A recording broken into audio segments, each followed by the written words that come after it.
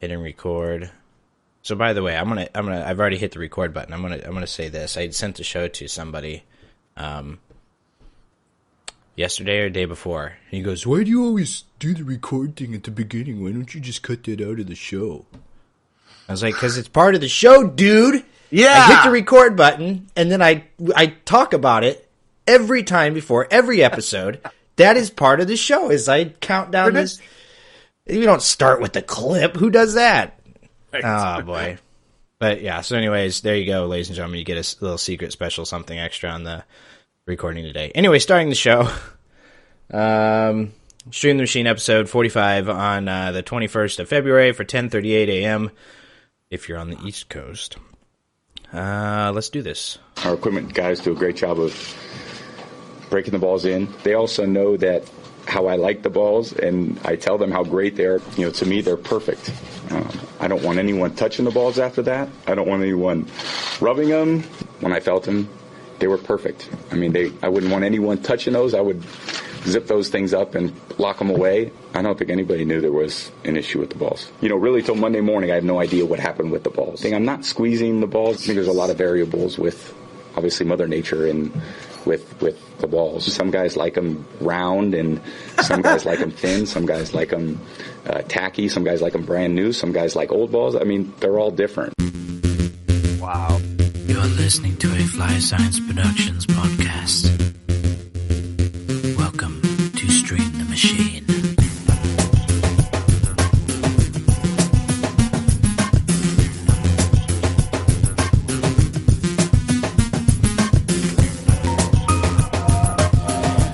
Good morning, ladies and gentlemen. Welcome to Stream the Machine, episode 45. 5 episodes away from our 1 year. 50 episodes. Craziest thing in the world. Wow. As you can see, Tony is out today. If any of you...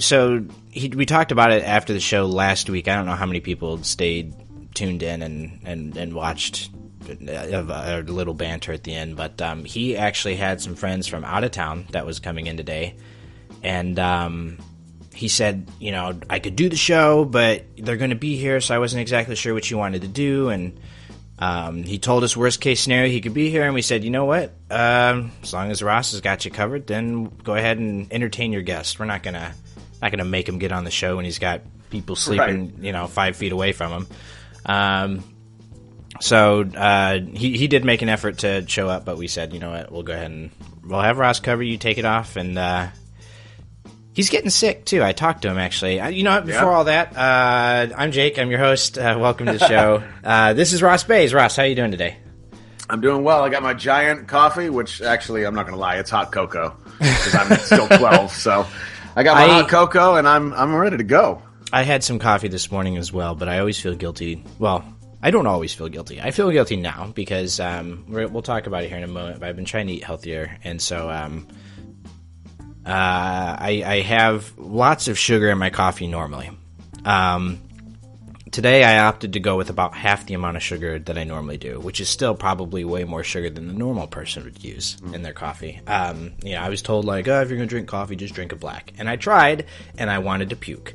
So, yeah, it's awful. So I don't drink coffee that often, not to mention I don't really have an official cheat day. I just basically go, okay, what day am I going to have to, like, eat something shitty? Okay, today's my cheat day, and that's just how I do it. So today may be it, especially starting off the morning with a bunch of coffee. But so I talked to Tony yesterday, and I was like, hey, you know what, we're good, we got you covered. Thanks for trying to do everything, but take care of your guests, enjoy the show. He had a show last night, he had a show today. Wow. I think he's got a show tonight. I mean, he's just all over the place. And then he tells me yesterday that he's starting to get sick. Oh, man. So he's got all the shows coming up. He's got people from out of state coming to see him. So that's why he's entertaining these guests. He sent the invite, said, hey, guys, you want to come see my show? It'd be pretty fun, whatever. And they're like, okay, out of state, driving to see Tony play music. So that is who he is dealing with. So we wish that hopefully he'll get better and feel better and have plenty of stories for us for next show, and everything else. But we're excited to have Ross on the show. That's about it. So eating healthy is what I've been trying to do. We've talked about it. Ross has been my life coach for this kind of thing. He's been a big help. I've realized two things. One thing was there's a caveat here, but eating healthier is not as difficult as I originally expected it would be. Good. Eating healthier, I should say. Not just eating healthy, but eating healthier than what I was doing. Now, maybe that doesn't say much, because I was eating like shit before, I mean, that's probably the case. But, okay, so, in the morning I'm getting like maybe carrots, maybe an apple. I'm kind of trying to stay away from from too much fruit, because I know those also have sugars in them. A lot of people are just telling me, like, oh, it's just natural sugar, man, you'll be okay. But I'm just like, fruit, I'll do it. Give me your carrots, give me that celery, give me, what else? I guess carrots and celery really have been like my bread and butter recently. Okay. But doing that in the morning, maybe a yogurt in the afternoon after lunch or something to try and tide me over until dinner. Having a lot of chicken lately. Every time we go to lunch somewhere, that's about the only thing I can get. You go to McDonald's, and who knows if it's real chicken or not, but you look at it and you're like, okay, well, the McChicken's like 100 calories less than that freaking burger. I guess I'll eat that. And so I take off the bread, no mayonnaise, and I just eat a chicken patty. And it's not filling at all, but, that's the goal is to try and just intake less calories. So I get people being like, well, you better just might as well not go to McDonald's. And true, I might as well not. But I go to lunch with a group of people, and so majority wins, go to McDonald's. I can work with it. I can find something that is lower, may not be low cal, but lower in calories than what I was eating before.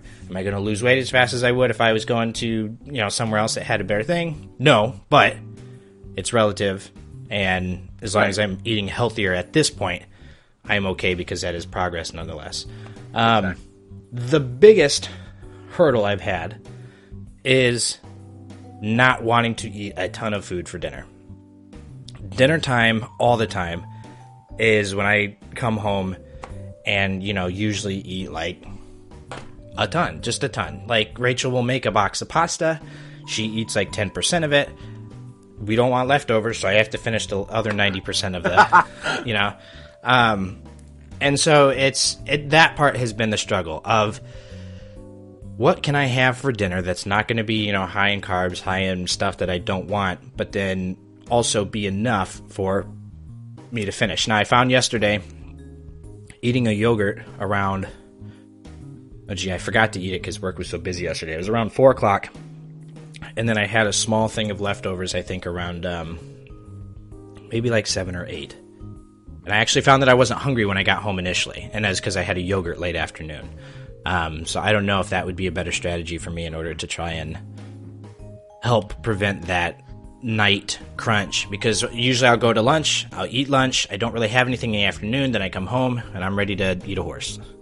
Yeah. So I wonder if it's like a biological thing that your body knows around dinner time that this is the last meal it's going to have for 12, 14 hours. So it's like, and then, you know what I mean? Like, I don't know.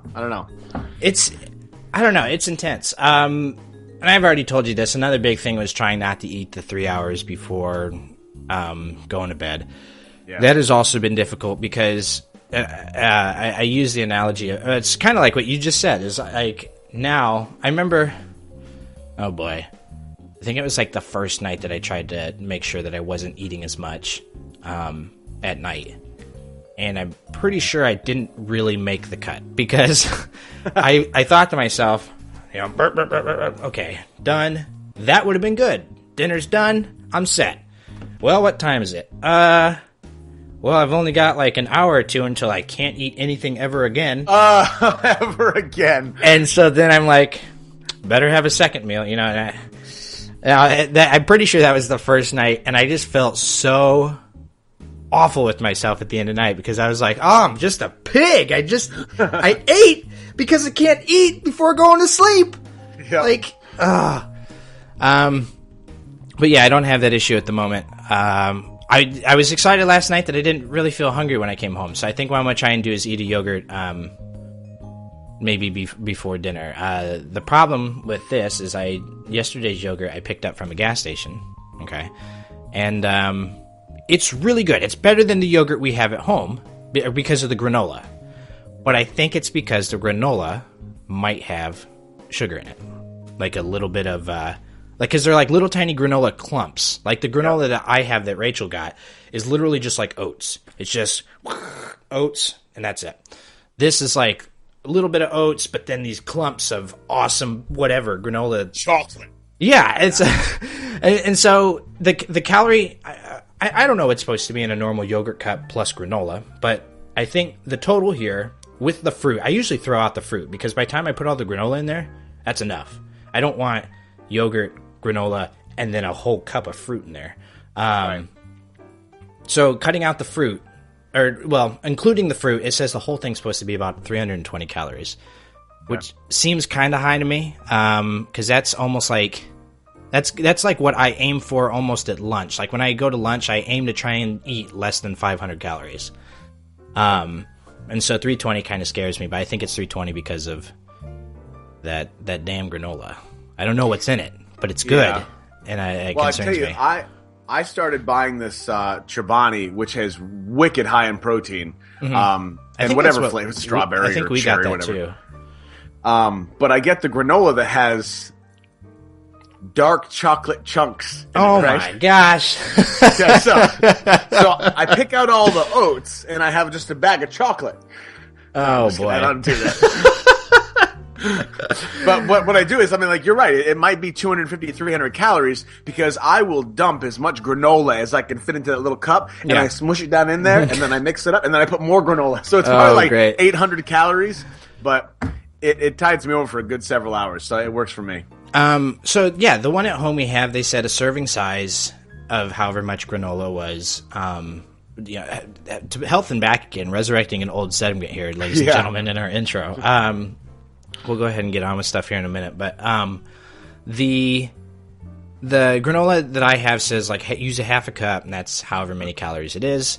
And I pour it into the Chobani thing, and a half a cup is almost too much granola for it. Like the packaging for the Chobani is too small for a half cup of granola. So I end up usually now doing like, I don't know, 3/4 of a half a cup, whatever that measurement would be. I have no idea. So, yeah, I don't know. It's good though. My problem is that I want yogurt all the time as a snack, but I realize that it's not a great thing to throw in between because it does have a high calorie count versus like something to say like carrots. If I want to snack on some carrots, it's going to be far better than eating a yogurt. Yogurt is something that I feel like either to try and pair with something else small at lunch or to try and tie the gap in between. But if you're eating it, your intent should be to also eat less of something else because, if the granola is a couple hundred, I'm pretty sure the chicken patties I eat are less per patty than that yogurt is. So, maybe not. It takes time. You'll learn as you go, and things get easier. Yeah, I'm hoping that stomach starts to shrink so I can just stop seeing everything as food. I thought my phone was a Pop-Tart, and I was... it will, though. And the best part of all this that I think is hilarious, and I almost feel bad, but I kind of don't, is that, I'm chatting with you all week, and I'm like, well, you got to watch the calorie count of this, and then try this. Meanwhile, I am snowed in with pizza all week, okay? So, I no joke, I had some friends come over on... What's today? Today's Saturday. I think it was maybe Wednesday. And the guys came over, we did some stuff, and I bought pizza and chicken wings and whatever, and we ate pizza. That was Wednesday. So then Thursday comes around, and I'm like, oh man, actually this was Tuesday. So the next day comes around, and I decide, well, everything's covered in snow. I'm too lazy to go outside and wipe off the car. Right. So I should probably just order some pizza. So I get pizza delivered again, 2 large pizzas. I'm the only one in the house. The dog and the cat aren't eating it, right? So I get 2 large pizzas, and I figure this will tide me over till the weekend, right? When the weather's a little bit better. So I'm giving you all these tips on health and well-being, and I'm like, do what you got to do, and then giant cheese pizza. See, but here's the thing, and I mean this in the I mean, what you're supposed to say, like, no homo in front of this because somehow no homo is not offensive to anyone who's actually homosexual. Like, oh, I'm not one of them, but you're a good-looking dude. No. But yeah, you've got a good body. Like, you are in shape. So I feel like, I think someone at work was trying, who was I talking to about? I don't remember. Said something about the difference between, like, losing weight and then maintaining weight. He was like, at some point or another, you're going to lose enough to a point where you finally decide, okay, I'm maintaining. And he's like, and then you can kind of, maybe it was you that told me this. I don't freaking remember. Good guy. And, you know, then you don't have to necessarily eat the carrots and the celery all the time, but you also need to watch that, okay, you're not eating 6 cheeseburgers for lunch because, you know, or if you do eat 6 cheeseburgers for lunch, maybe have a yogurt tomorrow instead of, you know, trying to balance it a little more. Whereas now we're just trying to go straight into the deficit. Got it. So you lately you've been doing Brazilian Jiu-Jitsu. And did you hear when you heard Wednesday's show, right? Tony's doing it now. Yeah, you must be so proud of your son. He's my prodigy. Yes. That's the first thing I thought. Now, I feel like I should be doing something, but I'm not. Instead, I'm sitting here doing a podcast, and I'm trying to be like as physical as possible. So I'm like gyrating all the time, like, all right, we're getting ready to do the news, guys. And that's my most active I'm going to be all day. Well, as long as you're not doing Aikido. Because I heard that come up too, and I started laughing. No, you've turned me off, and I feel bad because I haven't tried the style out for myself, so I can't say for sure. All I know is that Steven Seagal is a tool, so maybe Aikido did that to him. Maybe he was a cool guy before he did Aikido, and then now he's done. But you know what? I think you have to look at it. It depends on why you want to follow something like jiu-jitsu or whatever. But because I mean, you did taekwondo for years or karate or whatever. Yep. The thing is, like, you have to find out what you're trying to get out of it and then go from there. Like me, I wanted actual street defense, some type of fighting system, which every fight ends up on the ground. So jiu-jitsu just makes sense. But the thing about Aikido for me is, if you look at MMA, which is actual fighting, you don't see any Aikido players in there. Right. You know what I mean? If you did, it might be kind of sloppy. I mean, it would be a mess. It's absolute slaughter. Yeah. But like I said, it depends on what you want to do it for. But at the same time, I can't imagine Aikido giving you what you would want from it because it's not a lot of conditioning. It's more like slow technique of this and that, so something to think about. Yeah, so unfortunately I don't think there's like a huge... trying to think of like what other styles, because we learned of a lot of styles like when I studied martial arts. You learn about stuff like Bagua, but then you never find like a school that teaches Bagua, which is it's very similar to what I did, which was Shorin karate and or karate. Here's my one qualm with two different things here. is that karate has become so normalized that that's what everything is. If you punch, that's karate. Karate is the style, ladies and gentlemen. And when you talk about, oh, I did karate, you're like, that's like saying, I learned how to speak German. Not just, oh, I learned how to speak another language. No, you learned German. It's a specific language. When you do karate, you're doing a specific martial art. But no one knows that. So then when you're like, yeah, I was a karate master, like, how do you take that seriously? Because no one understands that karate is his own thing. And so now I just be like, yeah, I studied martial arts, because that sounds much better to me.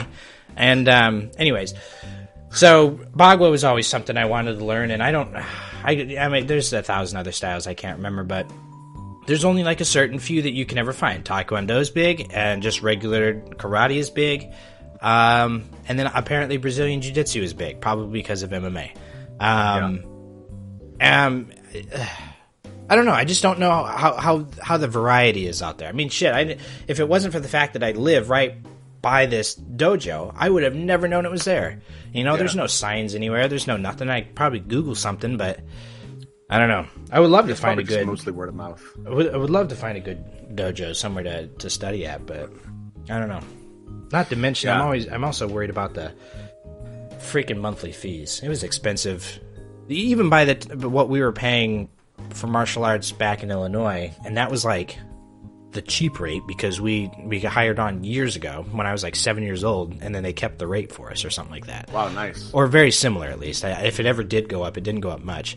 Pretty sure that was $50 a month, and that was like when I was 7 years old. So, wow, yeah. Adjust for inflation, you're probably paying like $10,000 a month. No, I don't know. It's not. But you're probably paying a lot more than I want to spend, more than you're paying to go to a gym.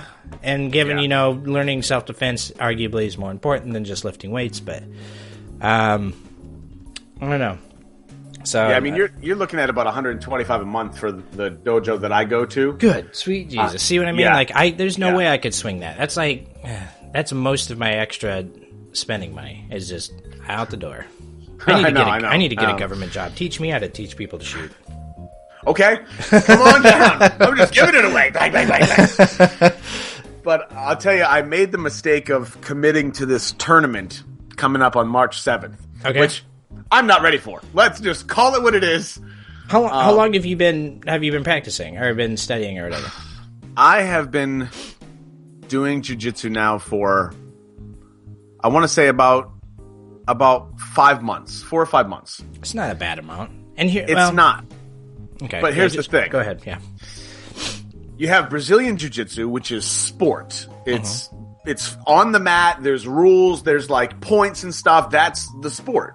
What I do is called Gracie Combatives. Okay. And it's the system that the Gracie family came up with where they, and I may have talked about this on another show, but it's basically they studied like hundreds and hundreds of actual street fights and then figured out these 36 techniques that always show up in all these fights. And they teach the combative system based on that. So they say, when you do this, it's guaranteed 95% of the time, he's going to do this. And then this is what you do. For the other 5% of the time, this is what you do. And it, no joke, works out every single time, right? So that's what I do.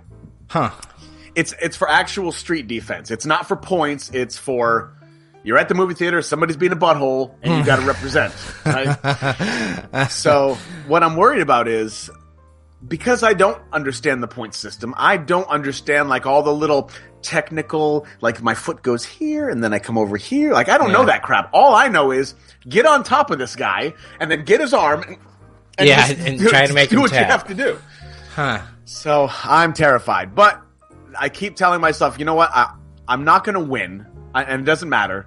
It's about jumping in the deep end and having the experience of, you know what? I just competed in a tournament. Doesn't matter. I went and I did it. So two tips that will help probably in every jiu-jitsu tournament. Don't try to hurt the guy. Right. And because then you get penalty points if you break his arm. And then try not to lose. There goes my strategy. If he's got to pin you, don't let him pin you. If he's got to make you tap, don't ever get in a submission. You literally cannot lose if you do those two things. Well, let me just No, I was because I think Brazilian Jiu-Jitsu is very similar. It has it's a lot of groundwork, which is similar to judo, and I was never a fan of judo. I kind of hated judo. That was my least favorite thing. I'm not a judo will also. Oh my gosh, when you're done, your bones and your muscles hurt. I mean, because it's one of the funniest like times that you'll like get in a deadlock, and both of you are just on the ground for freaking 3 hours trying to like someone's trying to do something, and you just neither guy wants to lose, and so they continue to do it. And we actually, I'm trying to think. I think we had matches that would sometimes end by default and go to the more aggressive participant. They would say, okay, you guys have been doing this for 5 minutes, no one scored a point, but that guy's been attacking like crazy. He wins. Because they also wanted to teach you, like, if you're going to get in a match, don't sit there and be defensive the whole time. You got to go for it. So, but interesting stuff. I'm excited to see how that goes. You've also been undertaking coding, which has made me a little jealous because I've always wanted to learn how to code, but it's always been over my head, at least for the the current reasons that I have use for it. You can use it for websites, though, because you are trying to switch over from outsourcing all of your stuff. How is that going? I've seen a few posts of yours. It seems like it's going well.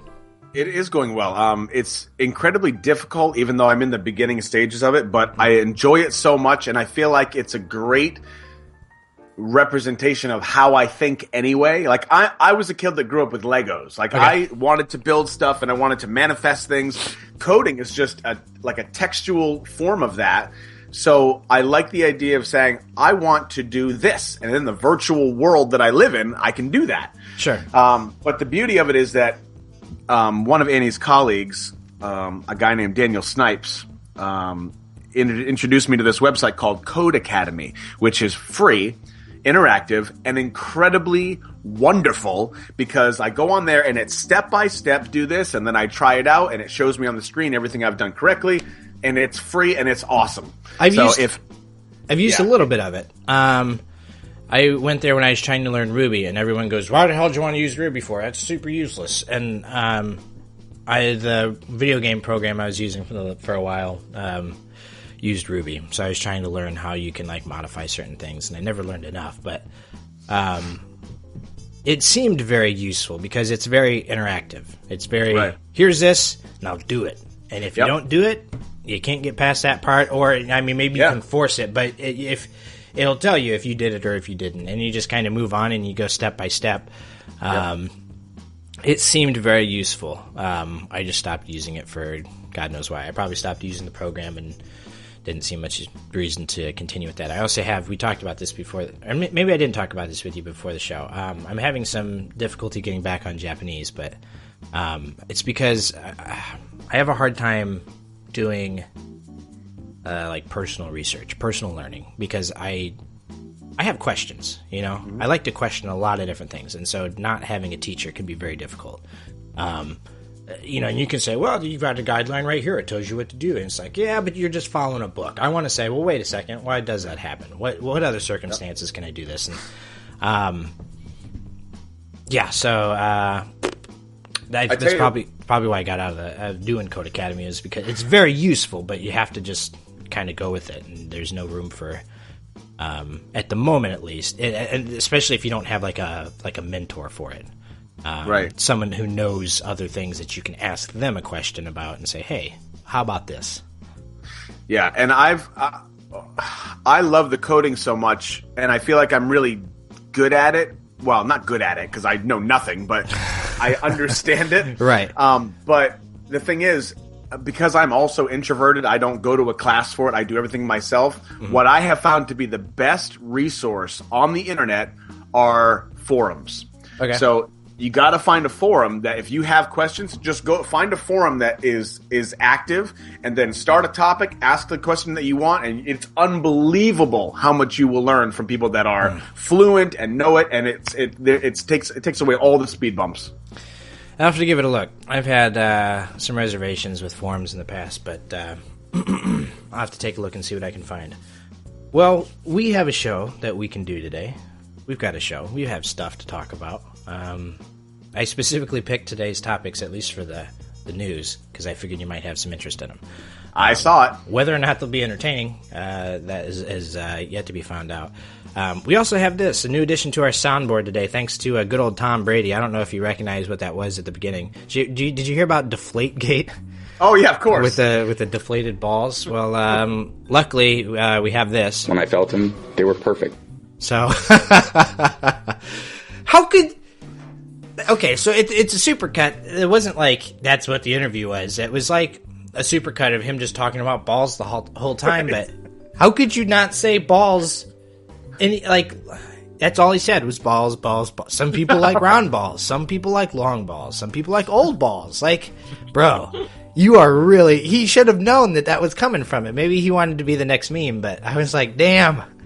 I would have been chuckling my ass off. I mean, he does interviews and stuff like that. I mean, we have this one here. We're talking about practice. I don't know if anyone remembers that big, long clip that was talking about, and it was an Allen Iverson thing, and that thing became a whole big joke because of him just saying practice 1,000 times in an interview. And it's like, come on, guys, you do this for a living. How do you How do you just make fun of yourself like that? Oh, well, let's get on with the show. We have news to talk about. 404 error.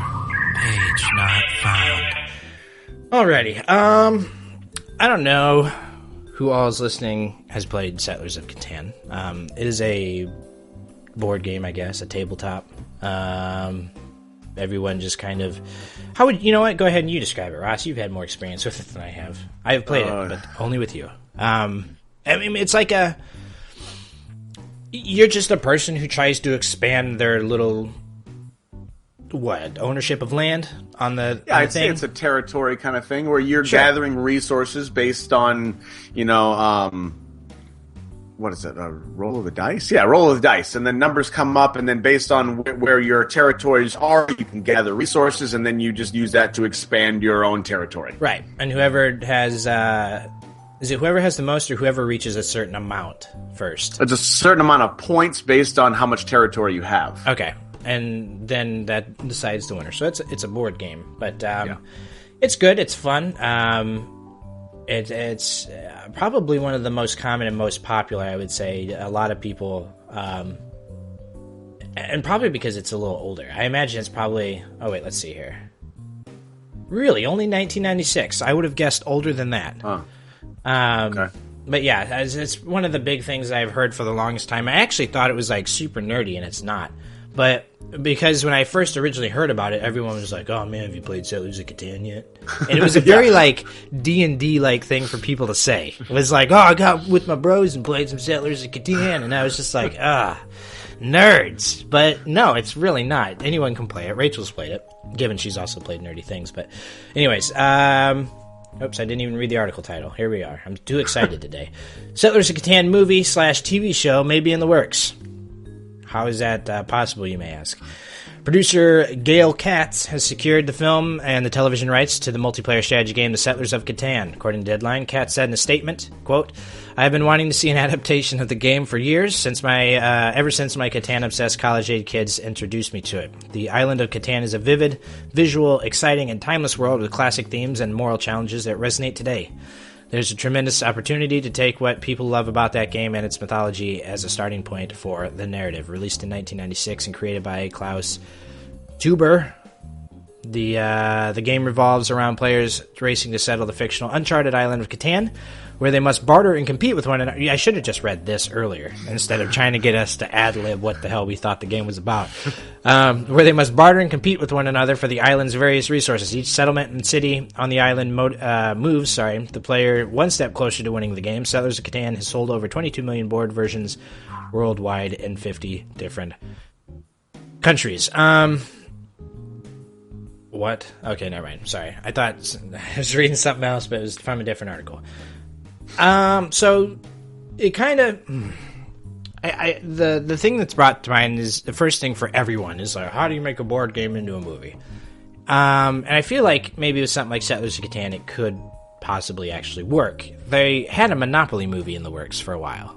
Pretty sure like Paul Rudd was attached to it, and it was this kind of thing where like you go, how much of it is it going to be like Monopoly? Right, to make a movie out of it, in which case, why even call it Monopoly if it's not going to be, you're not going to have a bunch of people running around on squares trying to get, boardwalk. Right. So, let's see. So, Settlers of Catan, it, let's see. So, the way they described it, the island of Catan is a vivid, visual, exciting, and timeless. I'm just trying to think of how they would put it into a movie. Okay, so it's the island. You've got desert areas. You've got forest areas, right? Mm-hmm. What else do we have? Was there any other types of land? Forest, stone quarries. Wow, I guess wood is I guess bricks, but I don't really know what bricks translates to.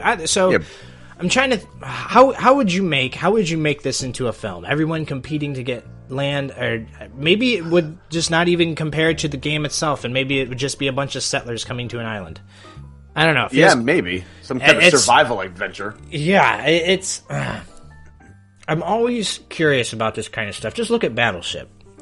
I mean, I didn't see Battleship, but it looked awful, in my opinion. Yeah.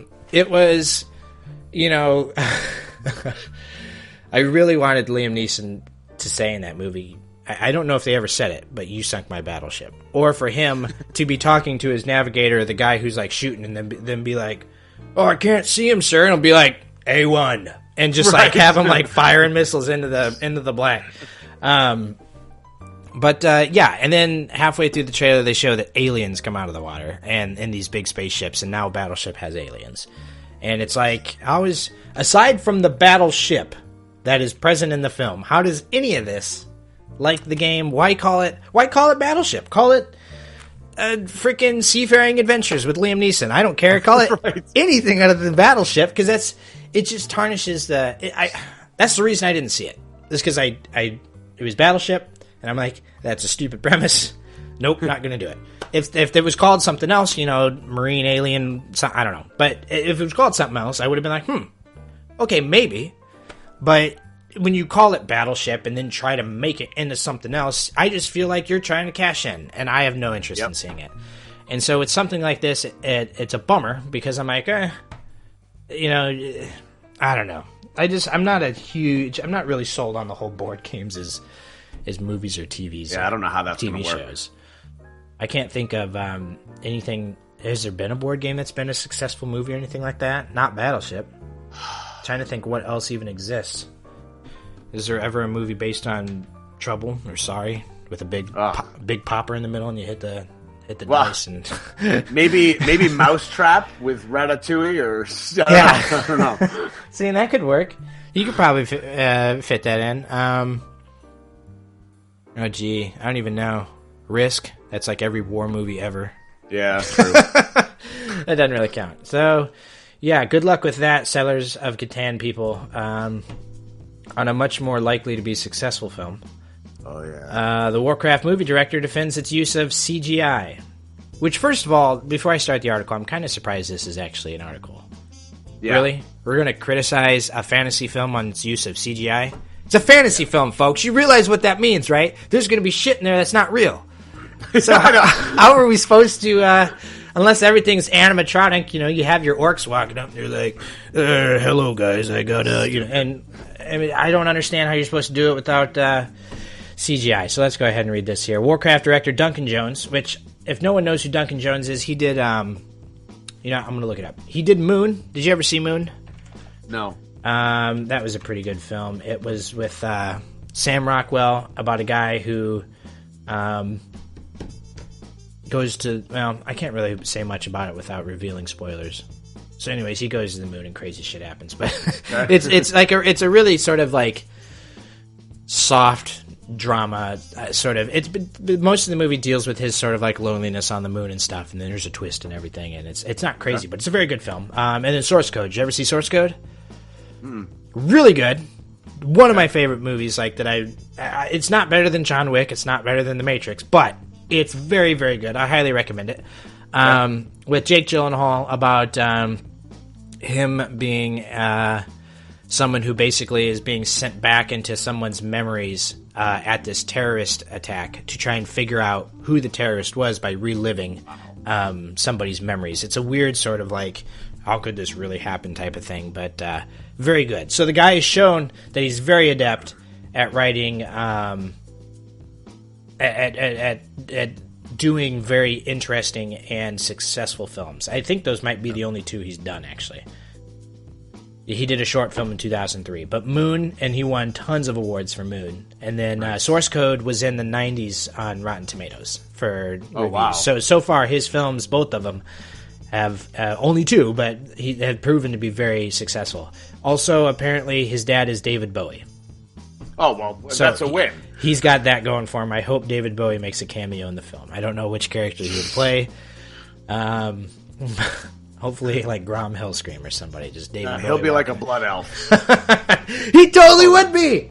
Oh, that has to happen. He would have to be. Oh boy. Yeah, because he's totally flamboyant and has the whole thing. I love David Bowie. I think he's a great, cool guy, and He did a song with Trent Reznor. It was very good. Anyways, back on task here. This is brought to you by ADHD, everybody. Quote. So this is a quote from him. Yes, this is a quote from him. It's a quote within a quote. This is why it's confusing. Quote, I hear this. Quote, CGI in film sucks. Unquote. Mantra again and again. So he's saying he's heard that CGI in film sucks again and again. Before going on to say that he thinks CGI is a tool that can have both good and bad results depending on how it's used. Quote again, it can be done well and it can be done shit. The best CGI you forget, the best CGI has you forgetting it's CGI and accepting the visuals whatever it's supposed to be, like props. No one has an issue with props in a film, do they? And then his quotes are done. Many Warcraft fans are concerned that the film will rely too heavily on CGI, though star Travis Fimmel, who plays Sir Anduin Lothar, told IGN that he was skeptical initially, but that the visual effects were brilliant and amazing once he had seen the finished scenes. Of course, the film will also be using props such as the props we saw at BlizzCon 2014. I have not seen those, so I don't know what they look like. Paula Patton, Dominic Cooper, and Ben Foster star alongside Fimmel in the film based on the World of Warcraft franchise, which is scheduled for release March 11, 2016. So Ben Foster's cool. I know he's playing, I think, Medivh, the Prophet. Did you play the earlier Warcraft games? No. Okay, so basically Medivh was he was the dude that when the orcs were all on Kalimdor and the humans were all on the Eastern Kingdoms, said Arthas is coming. There is a bad deal. Arthas is the big bad king dude for anyone who hasn't played World of Warcraft. Bad guy, and you know he talks about the Scourge, and he tries to unite the humans and the orcs to come together. And so Medivh would fly over to the orcs and be like, "Oh yeah, you should go over there, go to the Eastern Kingdoms, man. It's really weird. You should go there though." And wouldn't tell them why. And then he flies over to them and he goes, "Hey, humans, you should go over there to Kalimdor. It's really weird. I don't know why." And it just tries to like get them to like meet each other and mingle and do all this other crazy stuff, so that when the Scourge comes, they could go, "Oh shit, this is bad. We need to team up and take out the Scourge." So Medivh is sort of important in the plot in the beginning parts. I don't know if he's really made much of an appearance after those times, but yeah. How are you going to make a Warcraft film without CGI? You have to use it at some point. Look at Lord of the Rings. Lord of the Rings had great CGI. Yeah. And there's points where, I mean, look at those trolls. The trolls were CGI, but they looked pretty believable to me. The big trolls. I don't know. I don't understand why. It blows my mind here that it just says many Warcraft fans are concerned that the film would rely too heavily on CGI. It's a fantasy film based on a game. There's going to be CGI at some point. You're right. You don't want it to rely too heavily. You don't want your human dude to walk up and literally the only thing that's human is his face and the rest of his body is all CGI. Or same thing with the orcs. But look at Avatar. Avatar is hardcore CGI. And everyone was like, wow, that was really good. Given, I don't know if they're putting together a $250 million budget like Avatar did, but I don't know. I have not seen... Blizzard is one of those companies that doesn't release something unless they think it's ready. Why has it taken us 10 years to do this film? I mean, this shit was announced probably 10... I don't know if it's 10 years ago, but probably like 5 years ago. And we're just now getting to the point where it's going to release. It's because they hold on to it. They don't want to do it unless they know that it's going to be good. I don't understand... Which is good! Yes, that is a good thing. Why is anyone hesitant saying, I don't know. I'm not even going to dwell on it. I just think it's dumb. I may not be playing Warcraft anymore. It may not be, I'm not super thrilled with Blizzard either, but I know that they're good people, that they do good work, and that, I don't know. I feel like this actually could be the first video game film that unites everybody. That unites everybody into thinking, wow, that was a good movie. I think there will be a lot of people who don't see it because they go, the Warcraft movie, I've heard about that game. And then they don't go see it. But then I think it's going to be one of those things that they go, I don't know, man, you like Lord of the Rings? That was better. And I think that's how it's going to go, is that one person's going to see it and say, like, you know what? You really need to check that out. That was good. And it just has so much potential, I feel like. Yeah. I'm excited. And I will be impressed if it actually sort of becomes the first video game film to ever all video game films have been bad. Let's see. Tomb Raider was okay. I think people thought the Tomb Raider films were at least passable. I think the first couple Resident Evil films people were okay with. They're real shitty now. The very first Mortal Kombat, I think people liked, but that was like back in the 90s. That was before people realized that video game films weren't going to be a good idea. But there's plenty of other video game films that have come out that you just don't even know that have come out because you're like, oh, that was a thing? Because you've never heard of it, because it's awful. So it just has a bad track record. Speaking of which, there was a BioShock film that was going to be made. And Ken Levine, who is the creator of... oh boy, I can't even think of the studio that he used to run. Irrational Games, there we go. Okay.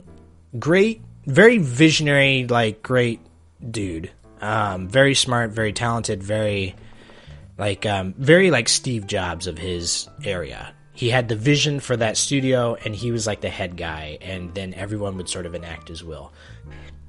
And he put feelers out there, got people to write a few scripts for BioShock, and then he shut down everything entirely because he didn't like the scripts.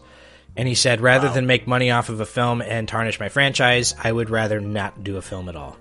And so I feel like that is kind of where Blizzard was at, is that they were workshopping stuff for so long because they didn't like what they were seeing. They were trying it, but they, it just wasn't working. And then finally they came to a point where like, all right, look at this guy who's done these 2 other films that are really good, and given the director doesn't write the script, but that they found the people that they were willing to work with. It was originally Sam Raimi. Do you remember that? Sam Raimi was going to do it. Sam Raimi did the first 3 Spider-Man films with Tobey Maguire. He also did the Evil Dead series. I don't know if you remember that. The old Evil Dead. Sam Raimi was known for doing comedy horror films, which is why it was a weird pick for him to be on World of Warcraft, unless they were going to try to imitate the comedy or the humor in the game, but I don't know. I hope not. Yeah, because it can be pretty goofy sometimes, and it works in a game setting when you're walking around and there's a person named Harris Pilton, and you're like, I wonder who the hell that is. Right. But yeah, you don't want that shit in a movie, not a fantasy movie about orcs, and because it's going to be serious stuff. It's good. I'm excited. Well, enough of that. We have what I think will be Ross's favorite segment for today coming up. No Karmified. So for ladies and gentlemen who think, oh my God, they're running so late, we're just going to do Would You Rather, and then check out on a song, and we'll be done. We had some good topics for Karmified. We had a good one on Wednesday. Ross had condo work to do, so we decided we were going to wait for that. And then we were going to do it today, but then Tony had to sit out, so we were like, well, you know what, let's just go ahead and take another week and do short shows. Because we've been doing some long shows recently, with the exception of the last 2. But a lot of our shows, when we have been doing Karmified and stuff like that, are peaking close to 2 hours, which is fine, but make sure we get people out early today. So, all right, I don't have a sound bumper for this, so I guess I will just do these. Wet your whistle. A piece of that tip just got me. All right. Would you rather? Okay, here we go. This one's a good one because you don't love kids, or at least you don't want one. I don't want one. Yes, but I'm pretty good with them. You know what? You're kind of my hero. What? For the whole kid thing. Because here's the thing: is honestly, I don't know if I'll ever have kids. I might. But I don't know.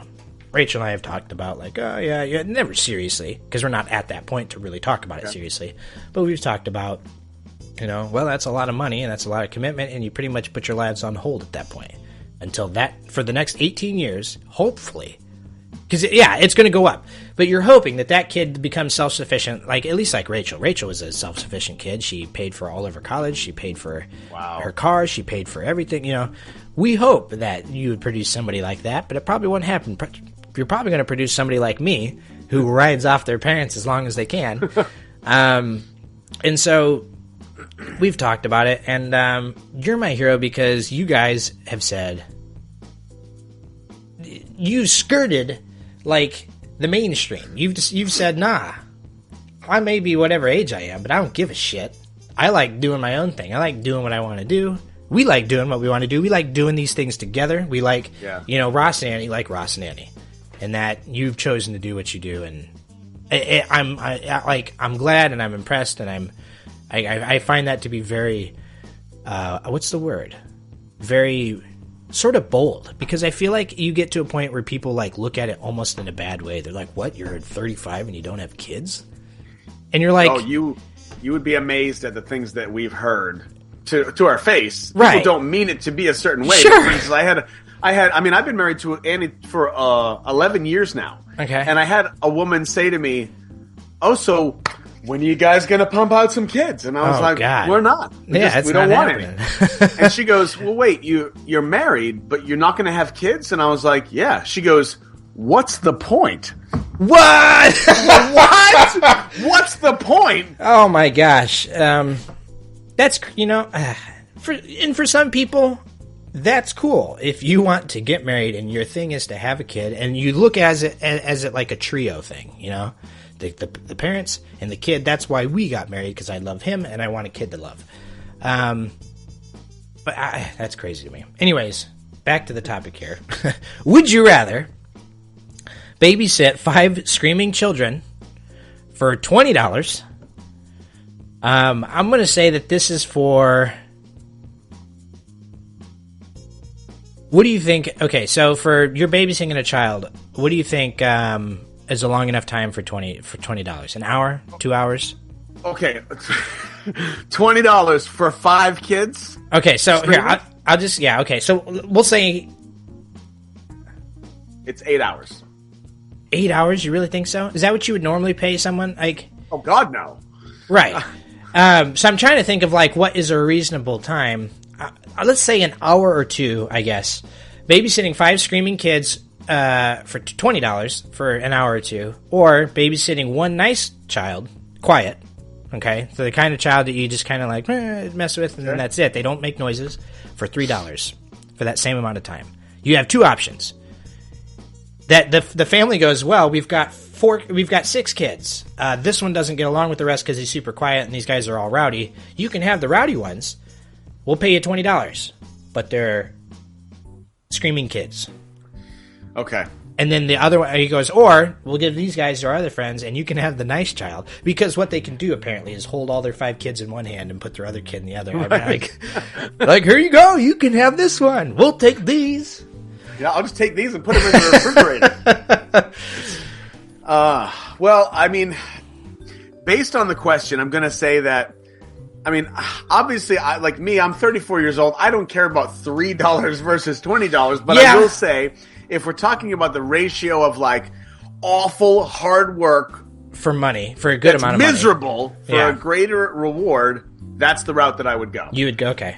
Yeah. I would probably do the same as well, because I would think to myself the entire time, it's going to be over. It's going to be over, yeah. And then you do it. Okay, so we'll pick that. We would do for a certain amount. Wow! 95,000 votes. 37% said that they would rather babysit 5 screaming children. 63% would rather go for the nice child for what appears to be 15% of the price. Mm-hmm. Crazy. Okay. That's insane. I expected that. That's crazy. Who? I don't know, man. Whatever.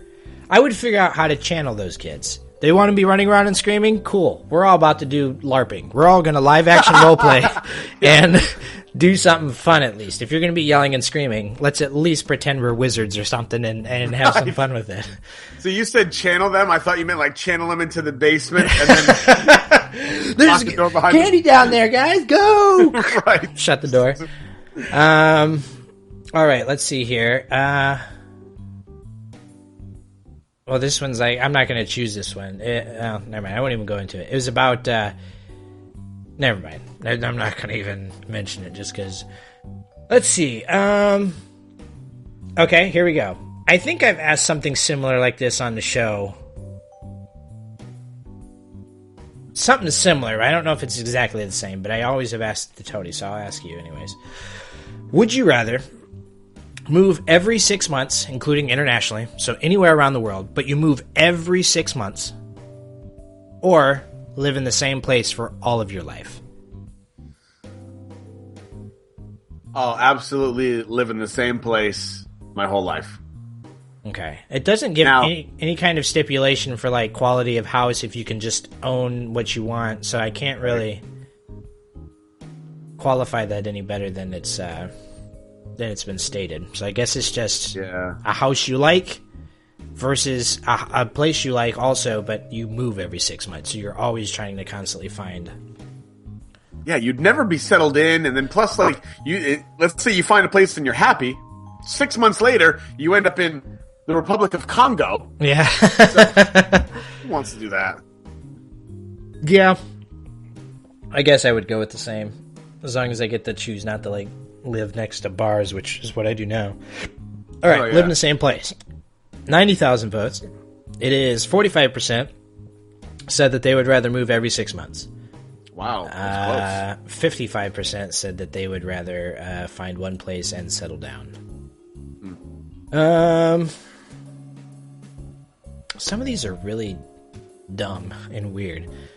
Like this one. Would you rather have gay marriage legal or gay marriage not legal? That's not even like a fun would you rather question. That's just that's just like literally an opinion. I guess all of these are opinionated, but okay. This one's funny because it's completely on the opposite side of the spectrum. We go for something that's kind of serious and like, oh, that's a real issue. Why do you want to mix that in with our fun? To something that's totally so hypothetical that it's off the charts. Would you rather be fat or a drug dealer? What? You have two options. You have to sell drugs or be morbidly obese. Oh, morbidly obese, well, not just fat. Okay, so if morbidly means you're 600 pounds and can't get off the bed, then no. But you are obese. You're more than me. I am overweight. I'm not quite, quote-unquote, fat yet. I am getting to fat. You would be fatter than me, or at least my percentage. Or you can be a drug dealer. You have to be one, though. Wow. That's a good one. Oh, shit. That's really funny. I'm going to say I would rather be a fatty.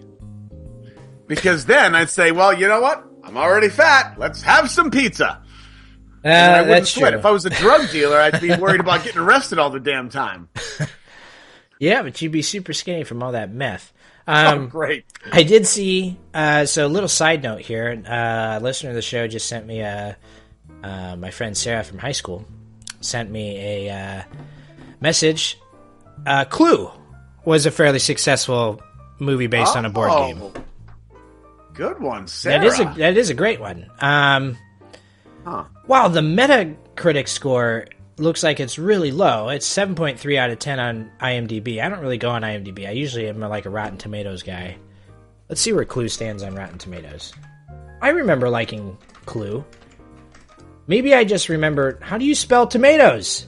T-O... Okay, here we go. Yeah. Good Lord! I was like, tomatoes? Like, I couldn't figure it out. I do really like Tim Curry. So it's possible that I didn't really like Clue, but I love Tim Curry. Okay, so 62%, that's not bad. That's literally that's the majority. Over half the people, 6 out of 10, thought that movie was good. That's not bad, 62. But yes, that would have been a successful film. I would say that was successful, because a lot of people, I think, know about it. So good find, Sarah. Thank you for that. That is I love that. If you get stuff like that during the show, feel free to send it in. Let's see. What is Boxing Day? I don't even know what that is. That's part of that question there. That one is so stupid. Sorry, I wish you could see these as I do them, because some of them are kind of inappropriate, and they're really funny. Okay, here's another kind of doesn't really like bind us to anything super important. Did you hear the ones on Wednesday about? Was it Wednesday the one where it was like all about death? Or was it last Saturday that we had them like? Yeah. Would you rather die instantly or? Oh God. Okay. Would you rather have very long hair, and according to this picture, it's like below your ass. Okay. Wow. Very long hair, or no hair at all? Now that I asked the question, I was going to say. Now that I asked the question, I'm pretty sure you've already got that figured out. Yeah, I guess I would also do the same. That's kind of a no-brainer. Because, I don't know, maybe there's some people who really don't want to do the bald look. Both of us have had shaved heads, though. Have you also had long hair? Not really. This hair right now is not the longest it's ever been, but it is the longest it has been in probably 10 years, and I am not exaggerating. Because I once had a longer... I have a picture of me having longer hair, but it was when I still wore my hair kind of down to the side, and I'm pretty sure it came down to about my nose. Right now, my hair comes down to maybe about the nose area. Do you do a lot of like... No, I don't. So what I've done now is when I got out of the shower, I use this product. It's a pomade called Suavecito. A buddy of mine recommended it to me. Yes, it has Suave in the title, so obviously I'm very hoity-toity and high class. But I get out of the shower, and I literally just go, and I just like try to brush it back as much as possible and slick it back, because it's not going to stay there. It never stays there, because my hair is too thick and it has a mind of its own. So what I do is I brush it back, and all it does is then set it up so like 2 hours later, it will dry and kind of start to part itself. Give me that Keanu Reeves I'm trying to do, right? And so then whenever I wear like a beanie or I wear this, I swipe it all back and then I put it on. And then I just try to keep my hair always back. And so it never stays back, like I said. It usually ends up coming down into a part, but I can now just slick my hands back through my hair to try and get it out of my eyes. My head motion that I do now, like sometimes I have to do it at work when I'm like carrying a big computer in one hand and another big computer in the other hand, and I'm like, oh no, my hair's in my eyes. This is what I do: is I'm like carrying it, and I'm like, oh shit, and I go. I have to knock my head backwards because my hair is parted, so I have to go I have to somehow get the locks to separate. It's the dumbest thing, and I'm always hoping no one sees me. But you know what, though? You live in Richmond, so it's safe because you just fit in. Yeah. So yeah, it's been working for me, but it still needs to be longer. Rachel hates it. She hates my hair. But luckily hair was not the deciding factor when we started our relationship. Yeah, more weird would you rathers here. Trying to find one more good one. Let's find one more good one. Okay, here we go. This is a fun one. Would you rather have to sew all of your clothes? Okay, so you get the materials, you get everything, and you have to sew it all together. I'm just imagining like the worst pants in the world. It's going to be like one thing of fabric, and you're not even going to try to get sew the seams on the inside like actual pants. It's just going to be a big sewn thing so you're just like wearing like a big, just like a weird sleeve with the seam on the outside. Would you rather sew all of your own clothes or grow all of your own food? Ooh. So everything you wear has to be made by you, or everything you eat has to be made by you. That's a pretty good one. Now, I'm going to say... I figure we're both meat eaters here. I don't know if growing all your own food means that you can't hunt, but I'm going to say it definitely means you can't just go out and buy meat. Right. So, okay. You could have livestock. You could grow your own... you could... have grow your own meat. Yeah, sort of. Yeah, it wouldn't be growing in the ground, but you can have livestock and then I guess slaughter them. But that would be your option. So you basically have to be like farmer to the max, or like pioneer to the max, like by sewing all your shit from scratch. Like Settlers of Catan. Yeah, well, see, there we go. Perfect premise for a film. A bunch of would you rathers. All right. Oh man, I'm gonna say I would rather sew my own clothes. Because think about how much work it takes to go grow food outside. You got to put pants on. You got to go outside, and then you got to stay outside. I am not in support of that. And I can't watch TV while I grow my potatoes. Well, not necessarily. You can go plant them and then watch TV while they grow. That's true. So yeah, I don't actually have to be out there for the growing part, just the planting and the just for the cultivation. Sewing all your own clothes. You know what? Sewing all your own clothes could work, because once you sew up like 10 shirts and maybe 5 pants, there you go. You're good. You're set until they rip, and then you just kind of sew it back up a little bit, but I would say you're probably better off. Yeah, let's go with clothes here. Wow. The majority is going to say food. 78,000 people voted. 38% said that they'd rather sew all of their own clothes. 62% said they would rather grow all their own food. One of the comments here says can't grow bacon, but I'm going to say that falls into the livestock category. Interesting that people would think that sewing their own clothes would be far more undesirable than growing all their own food. Why do you think that is? Well, here's what I think. I think that people nowadays have already started, they know how to garden and farm and do all this kind of crap. So them growing their own food is no big deal. For someone like me, like you, I don't want to go outside. Yeah, I don't either. So not in this weather. You kidding me? I'm not growing shit out there. For anyone who hasn't been keeping track, it was supposed to be down to 0 at least this week. I don't know if it ever got there, maybe during the night temperatures. But some weather thing I had also claimed that either Thursday or Friday it was supposed to be -7. I don't think it ever got there either. It might have been taking the wind chill into factor, or at least like the projected wind chill. But it's been in the single digits. We've had some single digit temperatures recently, and cold. That's cold for standards back home. Even from Illinois weather, being below 10 is still pretty cold. May not be the coldest it's ever been, but pretty miserable. Speaking of which, and before so we're about to close out the show now.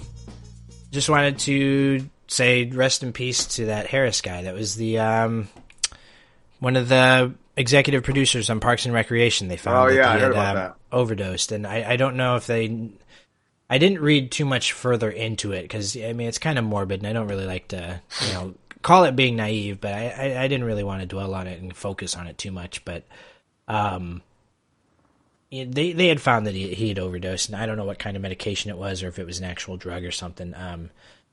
Kind of weird and tongue-in-cheek, because he was also a drug user on the show. Like, that was the character he played. At least weed, and you can't really overdose on weed, so I guess it's not a complete comparison. But unfortunate to see that kind of thing happen, whether it by accident or by not. You always ask yourself, like, did they really just, like, have it out, and that's what they wanted, and that was it? And they just, kind of were like, all right, we're done. Let's overdose, or do they accidentally, when they're having their quote unquote good time, just kind of lose it? So, rest in peace to that guy. Parks and Rec is like one of my favorite shows of all time, and very brilliant writing. I'm very sad to see that guy go. I've also been informed on a much lighter note. I apologize to my sister Renee for tying it to something so dark. My mother says that it is her birthday tomorrow.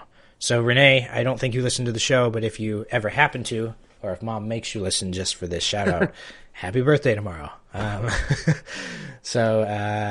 Yes, that's it. That's all. That's all of our show. I am stoked for the music we have at the end of the show. I can't wait for this. Excited. Now, I'm going to tell you, if you don't like metal, or if you don't like lots of screaming, you're probably not going to like it. You or any of the listeners. But it's really good. I'll get to it in a moment. Ways to help out the show. Tell your friends about the show. You see us post on Facebook, anything like that, share the post. Put something unique in it every time, even if it's just the date and the new episode title, or rather the new episode number. Anything that helps out. Anytime they're like, wonder what that is. Anything that you say can help us spread the word, the gospel, as it were, of Stream the Machine. You can find out how to sponsor a segment if you go to our website, which is streamthemachine.com. You can also support us on our Patreon page, which is patreon.com/streamthemachine.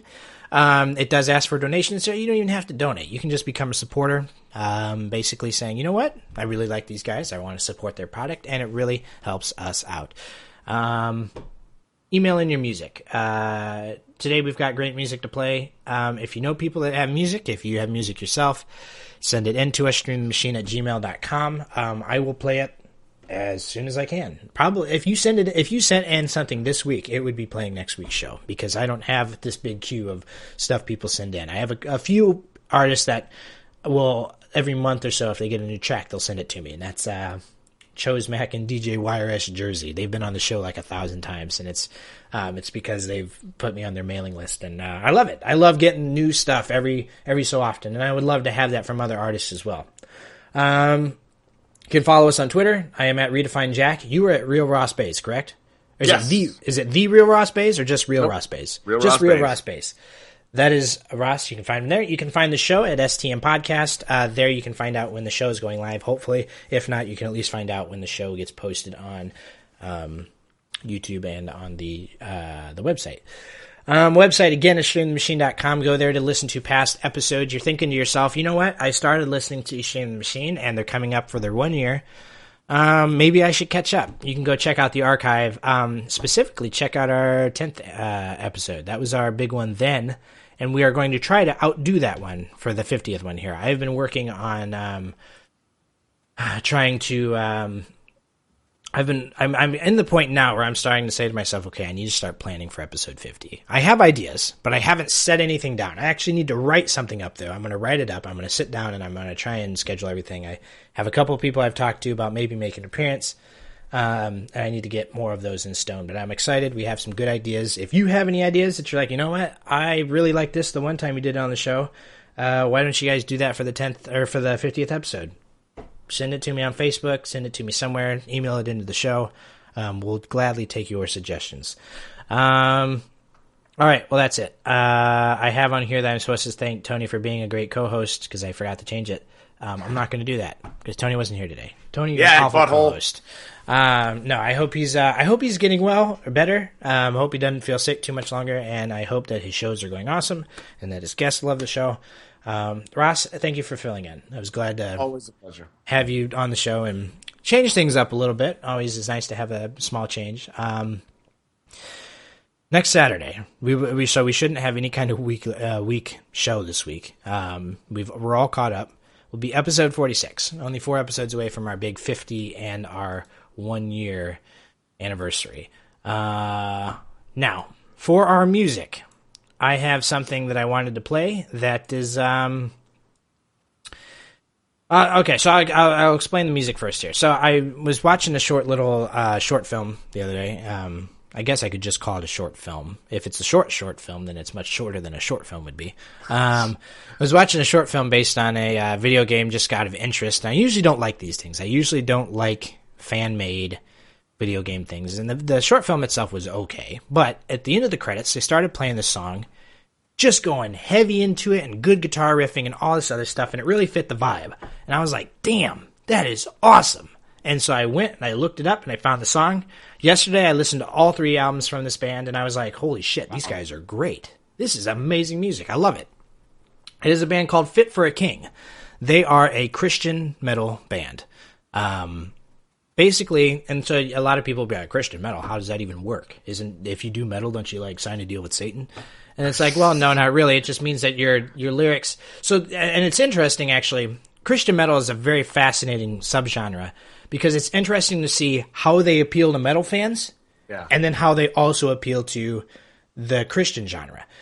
And so you get them singing songs like as if, you know, like this one in particular, I think talks about, it's a very sort of like almost like a self-deprecating song, and it's very like you know, him talking about sin and the way that he's like his path onto life. And it sounds like something you would hear from another metal band, you know? Right. He's talking about like, oh, I'm at the bitter end and I just can't, you know, and you think about it and you're like, well, yeah, this sounds like it could be a song written by any other radio guy out there. But, you know, the perspective that they put it into, you know, and it actually allows them to do some really interesting imagery. They'll have certain songs where, like, one singing part, is supposed to be like the words of Lucifer. And then the other singing parts are the words from like Jesus or God, or it's very like a weird balance of hope, but then they also get that like weird destruction and, right. And so it's really funny because put that in any other song and you're like, that guy's satanic. But you put it in a Christian metal band and they're like, that guy's speaking the gospel right there. Like, he loves Jesus. It's so funny to see the dynamic of like, well, he's pretending to be Satan in that clip, but since he's Christian, he's just spreading the word. It's honestly, it also sort of provides you an insight of just people in a metal band. Just because they may freaking put on a face for it doesn't mean they're actually satanic. But anyways, it's very good music. This is one of the few times that I will play a song on the show that is actually copyrighted, which is something that you shouldn't do. I would never recommend it, but I love the music so much, and I think that it's for people who actually like the genre, and I don't know if anyone's going to hear it and like it, but if you like it and you hear it, I urge you to go out and buy the other music to listen to it, at least give it a shot on YouTube, and then decide if you want to buy more. This song is very similar to a lot of other songs that they have. I have a lot of metal bands I have an issue with because with metal, I just like to rock out. I like to have heavy guitars, heavy drums, heavy vocals, and that's it. I don't want a ballad. I don't want you, changing it up and later on. And unless you're a progressive metal band and your whole goal is to just get, different every time, that's totally cool. But this band, from start to finish, has had a very consistent sound, and I really appreciate that because not a lot of bands can do that. A lot of bands will be like, oh, I need to start singing more because no one likes the screaming. These guys do actually, they do some really good singing, and there won't be any on this track. I think it's all screaming, but, anyways, that's probably about the highest praise I could give it. It's great stuff. This is like one of the best, like, new music type of thing that I found in a very long time. Enough to try to illegally play it on the show. So nobody download this. No one cut it out of the track and listen to it. Go buy it. It's very good. This is Fit for a King. The title is Bitter End. It is from the album Creation Destruction, which I believe is their latest album. Very good stuff. I recommend going out and listening to the rest as well. Ross, thank you for coming onto the show. As always, a great time. Great change of pace. Really enjoyed it. Ladies and gentlemen, we will be back next week. Now's the time to turn the show off if you don't like loud metal. Here it comes. See you next week, ladies and gentlemen. I'll leave you with this. When I felt them, they were perfect. Have a good weekend.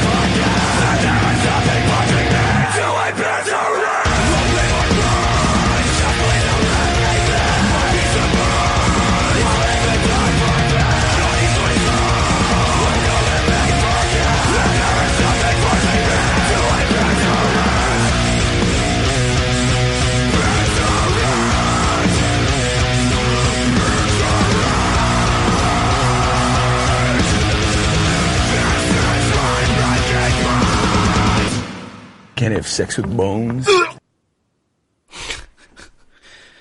Little barf noise at the end. Yeah, so I heard that song and I was like, damn, it's so good. And I went and listened to the other music, like their other songs, and I'm like, damn, these are all so good. It's great stuff. Really good. It's all like high octane the entire time, though. Occasionally I get some singing. The only song that I actually didn't like was the one that was like a full ballad. They did like one big soft song.